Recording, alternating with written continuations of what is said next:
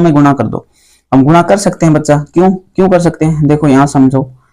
देखो जैसे मैंने कहा 3/2, क्या मैंने बोला बच्चा, 3/2। अगर 3/2 है, अगर मैं इसको मल्टीप्लाई ऊपर नीचे 2 से कर दूंगा तो कितना हो जाएगा, 6/4। कोई फर्क पड़ा, क्योंकि दोनों में मल्टीप्लाई किया मैंने, दोनों को समान मल्टीप्लाई किया, दोनों में मल्टीप्लाई, दोनों में भाग करने पर कोई फर्क नहीं पड़ता, सेम चीजें रहती है।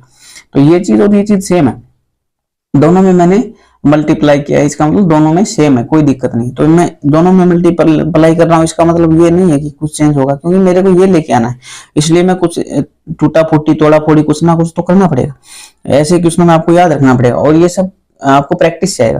तो 1 + sin theta into 1 + sin theta 1 - sin theta 1 + sin theta, ठीक है। अब इसका हो गया 1 + sin थीटा का sin a का होल स्क्वायर हो गया, 1 + sin a का होल स्क्वायर हो गया बच्चों।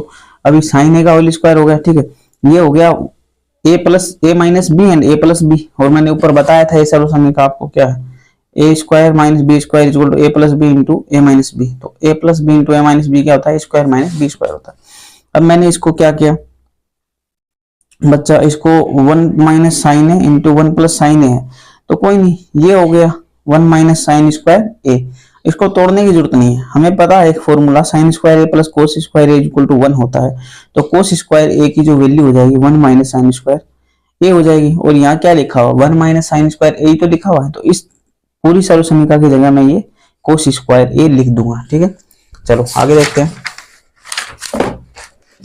जब मैंने बच्चों को 1 + sin a का होल स्क्वायर था, होल स्क्वायर से गया अंडर गायब हो गया, अंडर कट गया, समझ रहे हो ना अंडर कैसे कट गया बच्चों, क्योंकि देखो अंडर के अंदर जैसे 25 होता है, तो अंडर 25 का 5 कैसे लिख देते हो, पता आपको, ये बात आपको पता है बच्चों, आप ऐसे लिखते हो जैसे 5 का स्क्वायर होता है, इस स्क्वायर से अंडर को काट देता है, तो ये क्या होता है 5 बच जाता है। अंडर का मतलब क्या होता है बच्चों, आपको पता है अंडर का मतलब होता है किसी भी संख्या, जैसे कोई भी संख्या x है उसकी घात 1/2 होता है, ठीक है। अब 1/2 है और अंदर वाली संख्या की भी घात 2 है और 1/2 है, तो ऊपर ये मल्टीप्लाई हो जाएगा, ऐसे कट जाता है, समझ गए।